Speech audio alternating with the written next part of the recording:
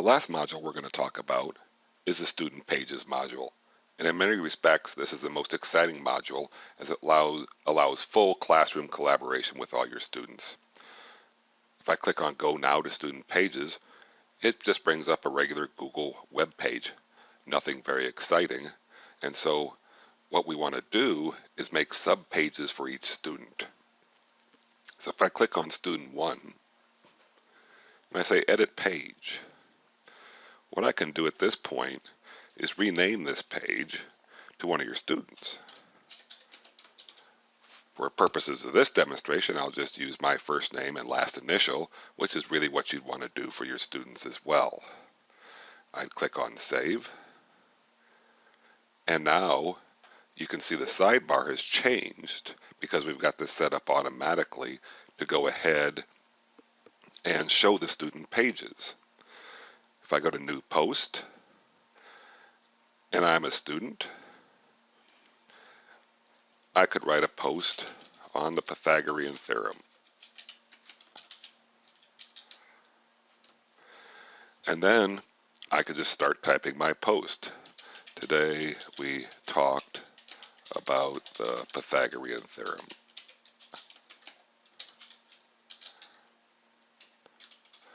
What is the Pythagorean theorem?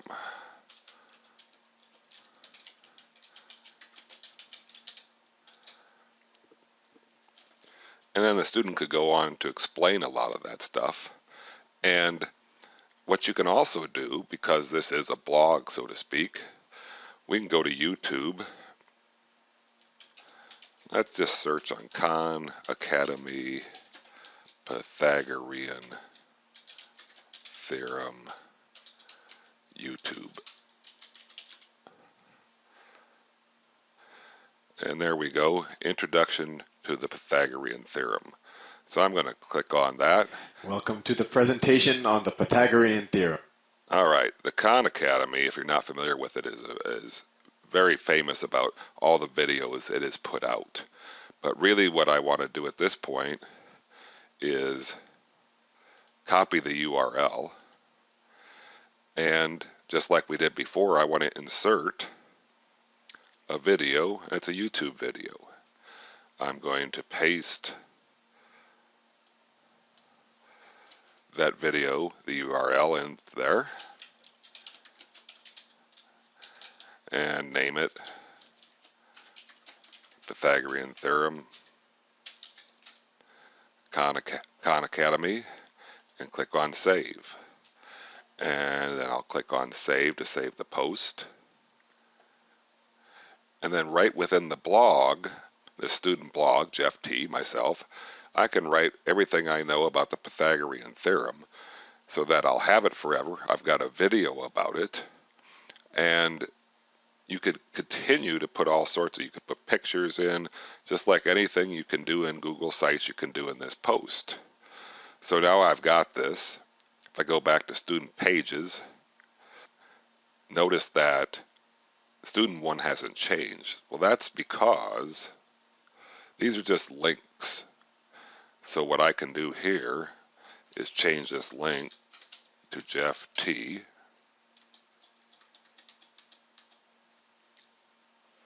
and say Save. That's how you would change Student 1 into Jeff T. on the actual page. You'd have to do that for Student 2, Student 3, etc. It automatically shows up over here, which is nice, so it saves you some time there. So we could do the same thing for Student 2. I'd have to edit the page, and I'll use Kelly, and I'll save that. And then when I go to Student Pages, I'd have to edit the page. And the easiest way to do this is to put your cursor there and then delete the rest of it. Don't delete the whole thing, or else you got to do a lot more work. All right, now let's suppose we want to add another student, because obviously you're going to have more than 3 students. So the first thing you want to do is basically say, I want to create a page. And this is the important part. What kind of page do you want to create? Well, we don't want a simple web page. We want announcements. Announcements is, as you can see here, a mini blog. All right, so file cabinet is for storage. A list is for a list of a variety of things.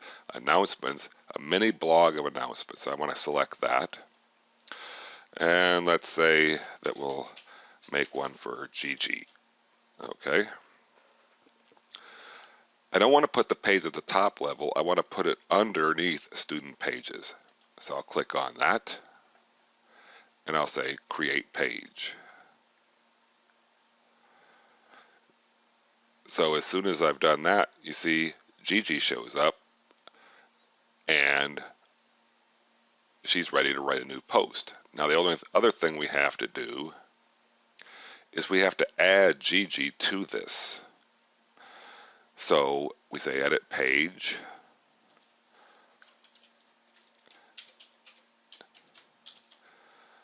And there's no link there. So how do we get a link in there? Well, we highlight it. And then we go ahead and click on link. And then it gives me a list of things I can link to. So I want to expand the student pages. And I want to highlight Gigi's page. And I'll say OK. So now I've got a link to Gigi's page. I save it. And so if I click on Gigi's page, she's got a new post. She could do the same thing.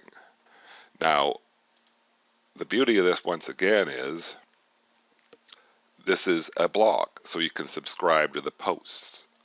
So I click on subscribe. I'm going to do Google. I'm going to subscribe now. Add to Google Reader. Posts of Jeff T. Not too bad. And it always puts it at the bottom, and I'm going to go ahead and put it in my top feeds, something I don't want to miss here. So it's saving the changes to posts of Jeff T. And it's grinding away at that. And once it's done, I could click on the Pythagorean theorem, and there in the Google Reader via RSS is the post. So this could be a great way for parents to subscribe to their own students' blog and see what's going on in class. So you've got all these pages you can make. You've got one for each student, and then you can have parents subscribe to this, in addition, of course, to going to the website. But maybe if they see such great content through their reader, they'll be more apt to go to the website itself. It's a great way to publicize your website. So really what we've done here is we've created these student pages, and every time I click on Go Now to Student Pages, I'm going to get a list of all my students, and we've covered how to change these links. We've seen how it automatically updates this. If you've noticed, it's in alphabetical order via first name.